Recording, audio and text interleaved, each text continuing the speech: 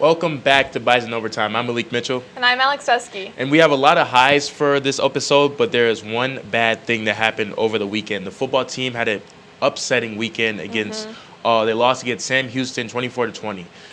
Spring season is over, which is unfortunately not how the Bison wanted their season to end. Final score was 24-20. I know there's a lot of bad things that we will talk about, but the team fought hard in that game. You know, at one point they were down 17-2, then they take the lead, make it 20-17, but the Bearcats got the last word and just couldn't recover. Yep, Cam Miller had 7 completions out of 18 for 90 yards. He rushed for 41 yards. He threw 2 interceptions and got sacked. So those interceptions were kind of minor, kind of like more so high school mistakes. Yeah. And those probably why the Bison were down and couldn't get opportunities like that. The thing that really bothered Coach Entz in the postgame was all the fumbles, though. I think we had 2 fumbles back-to-back that led Sam Houston both to scoring, and that's just something that you can't do. The thing that I noticed watching Cam Miller, obviously his stats were similar to kind of what we've seen throughout the season, but when you're putting a true freshman out there who's only started, 3 games now, against the number 2 team in the country, he was just outplayed.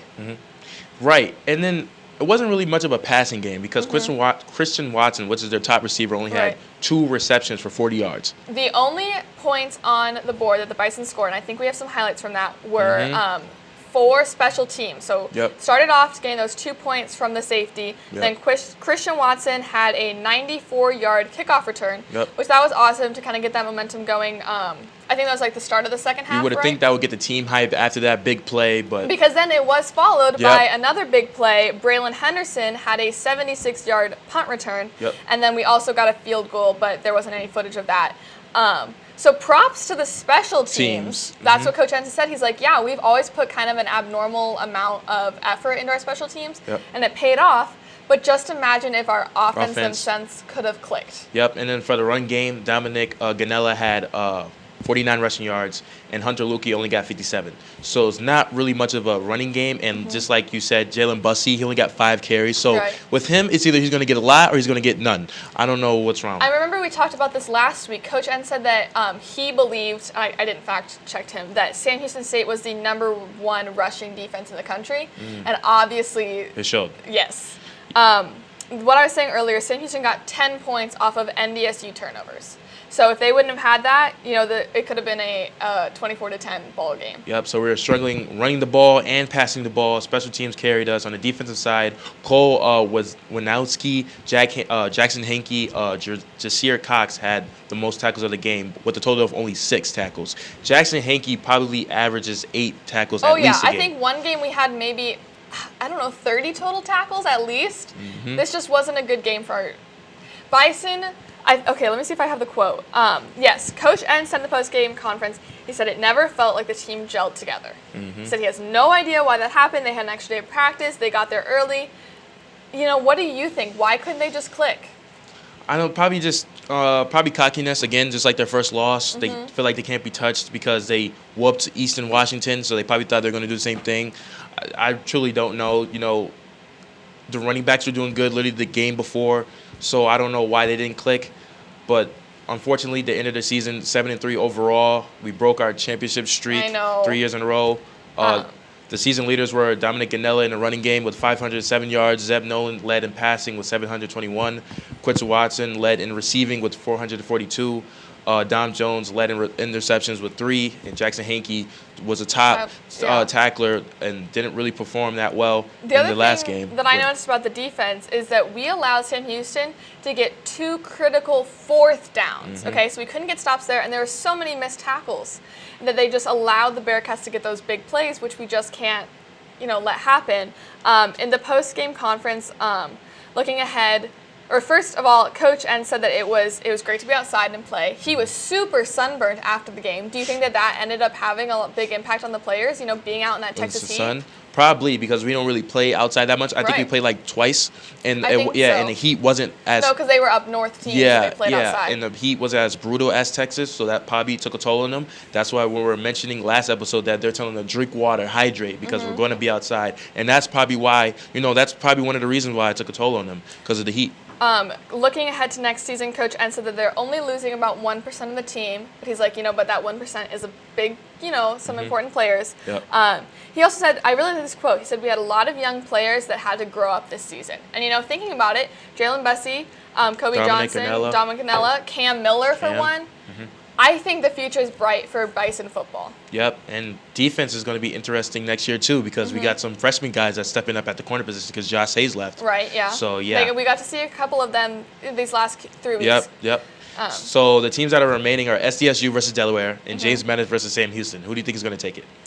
I'm very interested to see that JMU-Sam Houston game, just knowing how the Bison typically play against JMU. Granted, we are a completely different team than normal. I think SDSU is going to get it, unfortunately. Really? I do. I think JMU is going to take it. They just always, that's our main competitor every year. And I don't think they let up. I think they're doing good this season, so I think they're going to take it. I think it's going to be James Madison, SDSU. All right, well, we'll just have to see then. Yep, when we come back, we'll dive into softball and golf.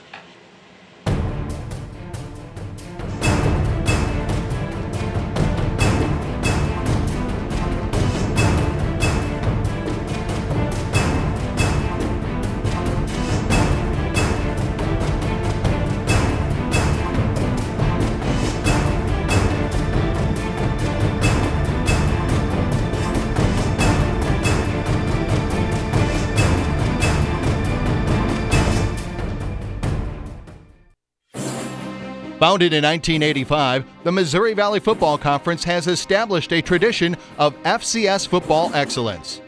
Competing at the highest level of NCAA Division I, student-athletes at its 10 institutions demonstrate character, passion, and integrity as they grow as a student, an athlete, and a citizen.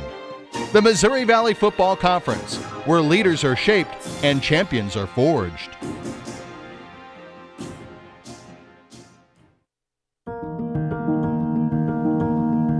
No kid deserves to go hungry, but try as they might, not every family can afford to put food on the table every day.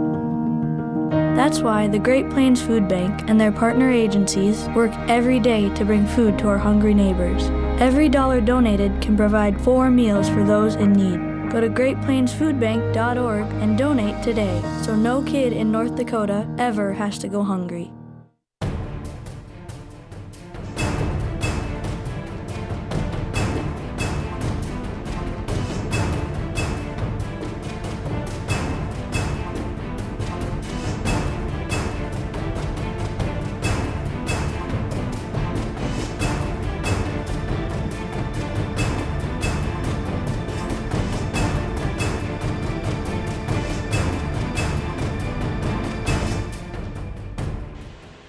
All right, welcome back to Bison Overtime. In this segment, we're going to start off with softball. It was hot this weekend for the softball team. First game, we won in 11 innings. No offense, I'm starting to think that you're bad luck because your first ever baseball game you went to 14 innings. Yep. First softball game started hailing, and then this softball game went to 11 innings. Yep. So every game I go to, it goes to extra innings, and I just want to leave. But so we won that game 3-2. Second game, thankfully, went a lot quicker. Also, everyone was super hot and tired. Came from behind to win that one 5-3. On Sunday, we lost that game. The first game, 1-0. It was pretty slow. Obviously, a one-score game. Yeah. Fourth game, though, redeemed ourselves. Came back and mercy ruled them 8-0 in 6 innings. What did you see from this weekend? So on Saturday, the game they won 3-2. Madison, Comico, and Nicole Lucia had 1 hit and 1 run. The second game on Saturday, they won 5-3. And Montana DeCamp, Avery Widesong, Sierra Jensen had 1 hit and 1 run. On Sunday, the game that they lost, obviously no runs. Nothing really happened. Yeah, nothing really happened. The second game on Sunday, the one that we mercy ruled them, Madison Comico had 3 hits and 2 runs, and Montana DeCamp had 2 hits and 1 run. And Avery Widesong, Skylar Pickett, and Des Cardenas had 1 hit and 1 run. So we're just balling out that game. It was also kind of scary for the bin members. We had lots of close calls this weekend on camera. This one, I'm up top. Literally, I screamed. Everyone made fun of me. And then we had Coy and Malik over by the third base cam, and it was just about every hit. They were coming over to Coy, and It was Coy's mainly like, you and D, that one girl, Yes. whoever that was, but she was mainly trying to hit us, seemed like. she was trying to take us out. Trying to take us out, but So yeah. the team is now 11-8 in the conference, 16-24 overall. It wasn't a sweep like I was hoping, but it was dang Yeah. close, and I think that's really what the team needed as they travel to SDSU this weekend. Today and tomorrow, doubleheaders starting at noon. So I think they're in their first game right now. Then they will have only 4 days off before starting the conference tournament. The Jackrabbits are 34-5 overall, 17-1 in the conference. Yeah, they're the first in the summer league, so this game is definitely going to be tough. How do you think the team's going to do? Do you think they'll get at least 2 wins?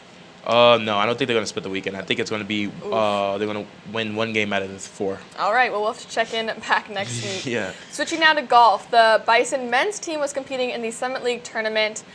First round, they shot a 294, were tied for second, only 1 stroke behind first, which is kind of key as they go into the next 2 rounds. Second round, they shot a 290, then they dropped to third, 2 strokes behind second. The third and final round, they just couldn't, get that score they needed. Shot a 301, ended with a total of 885, and got third overall in the Summit League. Yep, so we finished third out of 9 teams, and Lucas Johnson finished tied for 7th with 220 points. Freshman Nate Adams, there's a lot of freshmen on the team that's doing really well also, who shot 76 in the final round, had 11 birdies in the tournament, finished tied with 12th. Another freshman, Brock Winter, finished tied 29th with a 230.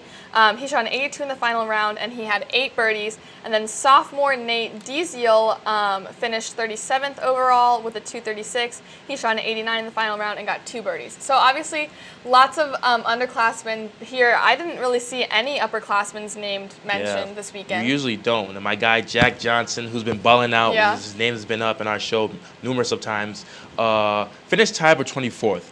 So it's not his best work, but he's still up there, He's doing pretty good. Denver ended up winning. They had 20 shots lower than Weeder. They got an automatic NCAA bid, and then a couple guys from Omaha, I think, individually got bids as well.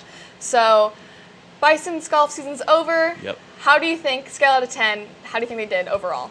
I think the men's did good. I don't know about your girls, but I think the men's did pretty good. The sky's the limit for them next year because the freshmen are going to have all the experience from this year. So, how do you think your girls are going to do next year? I think, we kind of talked about that last week. I think both of the golf teams needed this year kind of to rebuild. But when we come back, we'll be joined with Bison Baseball Junior infielder Charley Hesse to talk about how the Bison's season has gone. Don't go away. There are so many great things to experience at NDSU. It's hard to pick one, but my favorite is the people. They make it such a warm place. The Bison aren't just across the country, they're across the globe. It's the perfect distance from home. The faculty are our biggest cheerleaders. Hands-on research experience. The affordable tuition. All the opportunities to stay active on campus. Real-world learning experiences. Once I got on campus, it felt like home.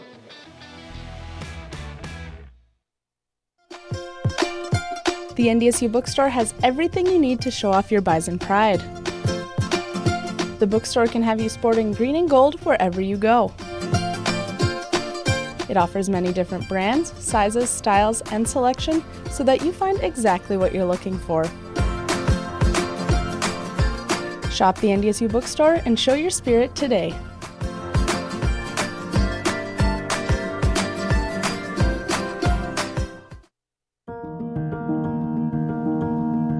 No kid deserves to go hungry, but try as they might, not every family can afford to put food on the table every day.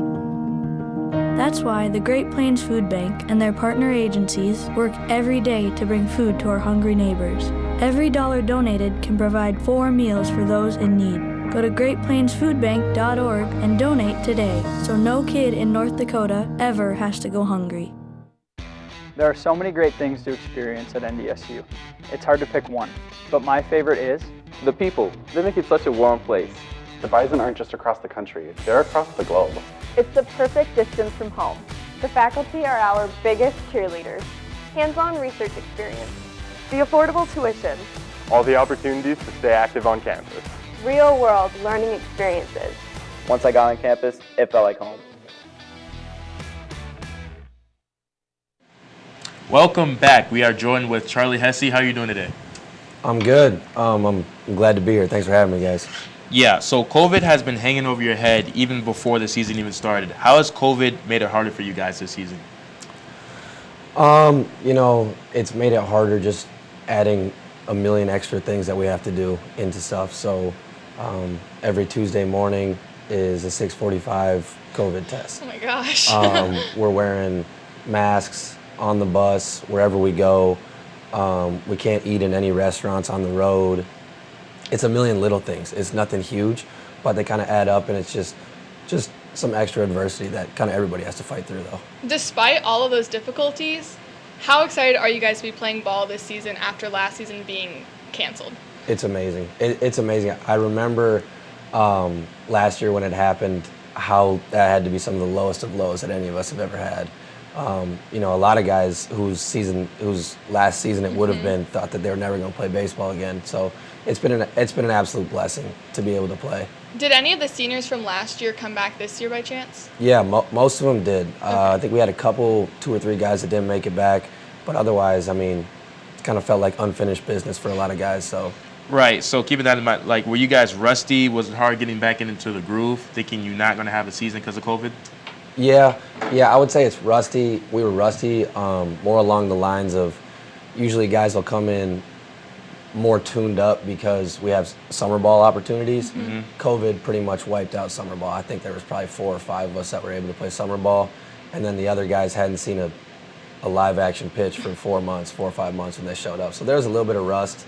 That was to be expected, but once everybody shook that off, we were ready to go. Mm-hmm. Adding on to what he said, was there ever a fear that this season would not have been played? Yes, there definitely was. And, I think it helps a lot where we are geographically. Mm-hmm. It helps a lot how hard our athletic department has worked to make it possible. I know there are a lot of people this year, at various levels of college baseball that haven't had a season or have had a very shortened season because of it. So yeah, we were freaked out a little bit, but we knew that we were going to do whatever it takes to make it happen. Looking back on this season so far, obviously there's still a couple of weeks left. How do you personally think that the team has done? Awesome. We've done awesome. Yeah, it's been an absolute blast. We've had so many guys that have had, I don't want to say breakout seasons, but seasons that they were fully capable of. And that's, when it comes to sports, you can talk potential all you want, but guys who are living up to their potential this year, it's really a beautiful thing to watch. So I think we're doing great, and I think we're consistently heating up as we go, and it's just at the right time. What was the main difference this season? Well, I think there are a couple, but if we start talking about main difference, I'd probably say leadership. I think the leadership on this team is, this is my 5th year here now, and this is the best the leadership's ever been. Our coach likes to talk about how bad teams have no leaders, good teams are led by their coach, and great teams are led by their players. Yep. And we have a nucleus of guys that are just awesome leaders this year. Getting into some game-specific things, last weekend you guys played Kansas, a Big 12 opponent, won 2, lost 1. Was that kind of what you were expecting, or playing out of conference after being in the Summit League for so long? How do you think that series went? I think it went great. It was what we were expecting. I would say it's not what Kansas was expecting. I think kind of the vibe you get when you play baseball up north, when you come from a smaller conference like the Summit, people tend to sleep on you a little bit. Then you go play a Big 12 opponent, and I don't want to say they thought they were going to walk through us, but they definitely thought it was going to be a little bit easier than we made it. But we were the better team, and I think it kind of showed. Okay, coming up, you guys have Omaha today. You guys spent the weekend with them 4 weeks ago. What should people expect this upcoming against Omaha? I think it'll be good and competitive. Those guys are great. They're all around. They can swing it, they can pitch, and they can pick it a little bit too. So it'll be competitive. I think it's a great advantage that we're going to be playing at our own park. Just kind of the way that we play is tailored to the way that Newman Outdoor plays, and I think that'll play very well for us. So competitive, but I'm gonna take us in this one. How do you think that NDSU has grown in the last 4 weeks since you've last played Omaha? I would say consistency. It's Omaha was probably more mid-season than beginning of season, but just you're always working out kinks throughout the season. and guys are starting to, at this point, have settled into roles, definitely. And I think it's a lot more comfortable, and it allows people to be more consistent at the plate, in the field, on the mound. And then looking past Omaha, you guys will play SDSU, who you just played a couple of weeks ago now. Mm-hmm. What have you learned from that series against them that you'll now take into the series in a couple of weeks? I think we learned a lot of things kind of about who they are. They're a very new team this year. I think they had something crazy like 5 or 6 freshmen that were starting. So a bunch of guys that we've never seen. So I think a lot of adjustments will be made for us that will allow us to be more successful against them. Whether it's pitching or whether it's us hitters seeing pitchers that we hadn't seen previously. I think that we will have a leg up in that as well. Okay, and then looking in the future, you guys are just 3 short weeks from tournament play. Mm-hmm. And, last season you guys didn't get to make it to the tournament. Do you guys go into each week having in the back of your minds, like, we need to make it this year? 100%. 100%. The season we didn't make it was an unbelievable disappointment for every single one of us. It's just not the precedent that's held for Bison athletics, Bison baseball, and at this point it's an expectation that we're going to be in the tournament, and it's an expectation that we're going to make some noise in the tournament. It's kind of a little bit of a chip on our shoulder that will be in that tournament. The team is currently 3rd in the Summit League right now. Do you expect to move up at all? Or if you stay in 3rd, what are your hopes to get out of this? I mean, obviously a conference win would be nice, but... Yeah.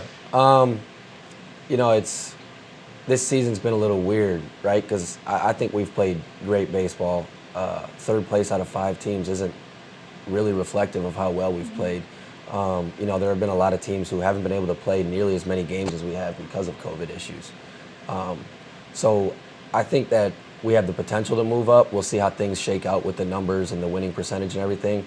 But as long as we're one of those top 4 that gets in, I don't think it matters. I think it's one of those things where any given game, any given team can win. So it's just a matter of who's playing their best baseball when the tournament comes around. Earlier this week, Bennett Hostetler got his 200th career hit. Yep. How exciting was that for the team and for him? Oh, it was awesome. Yeah, no, Bennett, I came in with Bennett, and he has been one of my best friends since I met him. I lived with him for 3 years, and he's just a great dude and one of those guys that you just love to see succeed, and incredibly talented, and I hope that he keeps playing for a while. Next season, seniors like Bennett, Parker Harm, Jake Malik are all, potentially moving on with their lives. Mm-hmm. What kind of hit is that going to be for the team, and how are you guys going to, kind of fill up that senior leadership? Yeah, it'll be a hit for sure. I think you hit the nail right on the head, too, with senior leadership. I think that's where it's going to be, is we need leadership. And guys like myself are definitely going to step up, but we need more than just that. Mm-hmm. And I think that we've always had a next man up mentality. I mean, we've had guys go down. I mean, we've been bit by the injury bug a little bit this year, and we've had guys step up all year. So as far as talent, I don't think we'll have an issue with that. I think what you said, leadership, will be the big thing. So hopefully we can get some guys to kind of jump on the train a little bit and keep it going. Yeah, like people stepping up. Do you guys have a solid group of underclassmen? Because, like, what have you seen from them this season to let you guys know, like, yeah, he's going to come through? Oh, yeah. We definitely have a very solid, very talented group. And, it goes under the radar, too, a little bit, right? Because we have so many guys that are playing so well this year, where somebody who's playing really good may not get as many at-bats because, they're a shortstop behind Bennett. You're not going to play if you're behind Bennett. Mm-hmm. So I think we will definitely have plenty of talent coming up. Sometimes it's just about getting them more at-bats, more innings on the mound, and they'll get that, so they'll be ready to go. All right, Charley, thank you so much for your time today. We really enjoyed getting to talk to you. First pitch is today at 3 o'clock against Omaha, so be sure to go out to Newman Outdoor Field to support Charley and the rest of the team. Yep. Don't go away.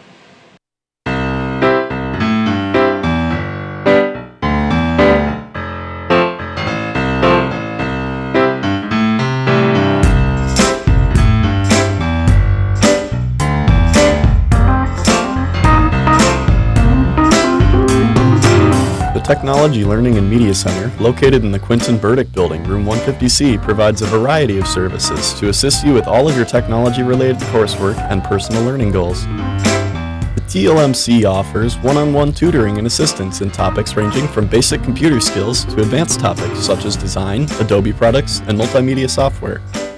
A resource library that includes books on the latest software releases, Online resources including a lynda.com kiosk that provide free access to high-quality video tutorials on hundreds of topics.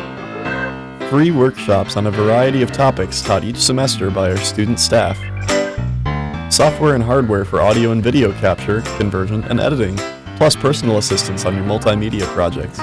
Multiple scanners are available at the TLMC, including one large format scanner and a slide and film scanner.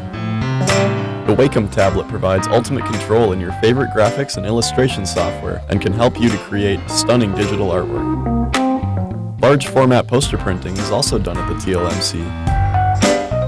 Our walk-in media resources include the Whisper Room sound booth for recording professional quality voiceovers and audio. The TLMC Media Studio is available by reservation and provides equipment and space for video recording, audio recording, studio photography, screen capture, and a green screen for special effects. If you have any questions on these services, be sure to visit the TLMC website, and while you're there you can check out a variety of learning and media resources, or just stop by the next time you're in the Quentin Burdick building and check out what we have to offer. Welcome back to the last segment of Bison Overtime for the day. We're going to have to kind of rapid fire through all the track and field stats because they had an outstanding weekend at the Rock Chalk Classic last weekend. Honestly, nothing really new at this point. We all know how great this Bison track and field team is. So starting off, what did you see from the men's team? Tally, winning the shot put, ranking third in the nation now this season. Freshman Maxwell Arterdahl threw discus Saturday, moving up number 2 in school history. I want to add on to Alex Tally before you keep going.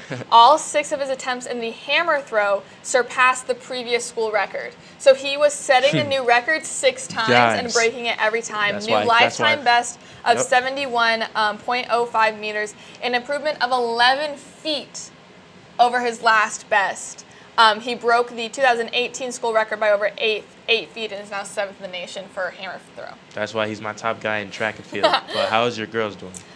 So a quote from the press release that we got. The strongest and deepest squad of throwers in North Dakota track and field history just keeps getting stronger and deeper. Freshman Michaela Hawkins, a new name, I don't think we've talked about her much. She became the 3rd active school record holder in the outdoor throwing events. She broke the NDSU discus record by 4 feet, surpassing the former Bison All-American Caitlin Weimershirt's 2017 mark and is now in the top 20. Junior Amanda Anderson threw a career best in the discus, is now 32nd in the nation. Keely Moten got first in the shot put again, nothing new there. She also got the Female of the Year award through the NDSU Athletics Gala earlier this week. You were there, that was cool. Yep.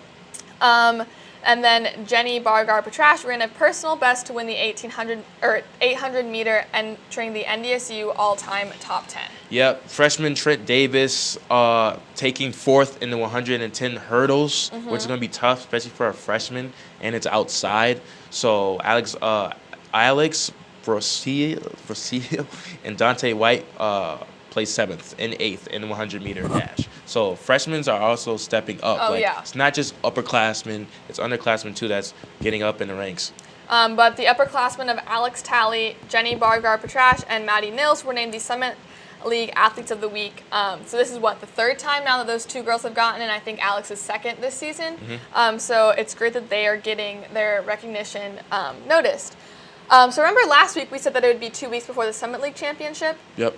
They are adding something. It's the USD tune-up afternoon today. It's just like a one-day event. Do you think that's going to be really helpful that they can just kind of tune up their skills before going in? They don't need to tune up their skills. That's I don't think they truly don't need it. But yeah, I feel like just to get more stats, get on the all-time list even more. Exactly. What do you think? I think so too, and I think it'll just kind of boost their confidence. Can be like, okay, showing off to the USD and the other Summit League teams that are there, kind of like put some pressure in the air. Yeah.